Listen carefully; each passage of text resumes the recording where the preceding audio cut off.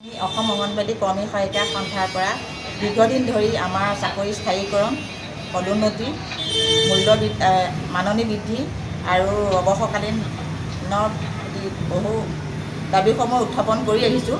কিন্তু আজি পৰ্যন্ত আমি একো সঁহাৰি নাপালোঁ।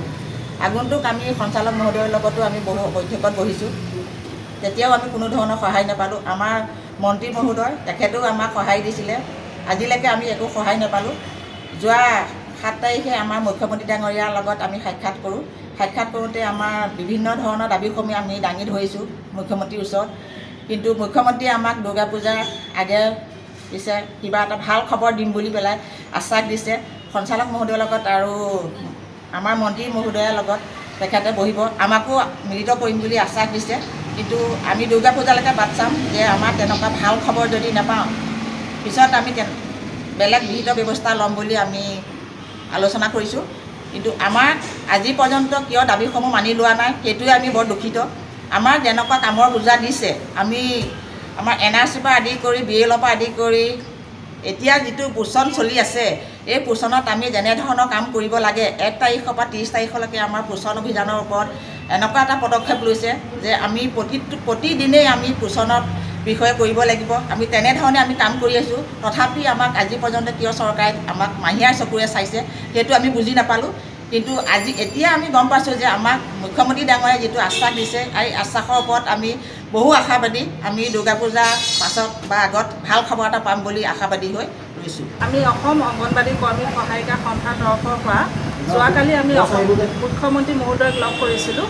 তেখেতে আমাক বহুত সুন্দৰকৈ আশ্বাস এটা দিছে যে দুৰ্গা পূজাৰ আগে পিছে আমাৰ লগত তেওঁ বহিব, লগতে সমাজ কল্যাণ মন্ত্ৰী সঞ্চালক মহোদয়। সেই দিনটোত আমাৰ সংগঠনৰ বিষয়ববীয়াসকলক মাতি তেওঁ আমাৰ হাতত কিবা এটা ভাল উপহাৰ দিম বুলি আমাক আশ্বাস প্ৰদান কৰিছে। সেইকাৰণে আমি আশা কৰিছোঁ অসমৰ চুকে কোণে অংগনবাড়ী কৰ্মী সহায়িকাসকলে অসমৰ মুখ্যমন্ত্ৰী মহোদয়ক বহুত ধন্যবাদ দিছোঁ। আমি দুৰ্গা পূজাৰ পিছত আমি সেই সভাখনত যাতে মুখ্যমন্ত্ৰীৰ হাতৰ পৰা আমি সেই উপহাৰ টোপোলাটো ল'বলৈ আশা কৰি আছোঁ। যদিহে তেওঁ ইমান সুন্দৰকৈ আশ্বাস দিছে, যদি তেওঁ সেই উপহাৰটো আমাৰ হাতত তুলি নিদিয়ে, পৰৱৰ্তী সময়ত আমি সংগ্ৰাম কৰিবলৈ বাধ্য হৈ পৰিম। অসম অংগনবাড়ী কৰ্মী সহায়িকা সন্থাৰ তৰফৰ পৰা আমি দীৰ্ঘদিনে আমি দাবী উত্থাপন কৰি আহিছিলোঁ। আমাৰ এই অসম অংগনবাড়ী কৰ্মী সহায়িকা সন্থাৰ তৰফৰ পৰা যি আমি কাম কৰি আহিছোঁ, কৰ্মী আৰু সহায়িকা হিচাপে কাম কৰি আহিছোঁ, খুব কষ্টৰ বিনিময়ত আমি কাম কৰি আহিছোঁ। যেনেদৰে আমাক মাননি চৰকাৰে দিব লাগে, তেনেদৰে আমাক মাননি দিয়া নাই। গতিকে আমি খুব দুখিত।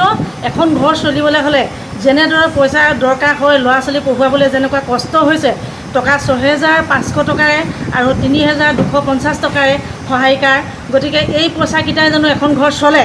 গতিকে আমি খুব কষ্ট পাইছোঁ, খুব দুখ পাইছোঁ। গতিকে আমি যোৱাকালি আমাৰ মুখ্যমন্ত্ৰীয়ে অসম অংগনবাড়ী কৰ্মী সহায়িকা সন্থাৰ তৰফক মাতি নিমন্ত্ৰণ কৰি তেওঁ আশ্বাস দিছে আৰু পূজাৰ আগে পিছে আমাক সুখবৰ দিম বুলি জনাইছে। যিকোনো খবৰৰ বাবে যোগাযোগ কৰক 7090173330 অথবা 7099017990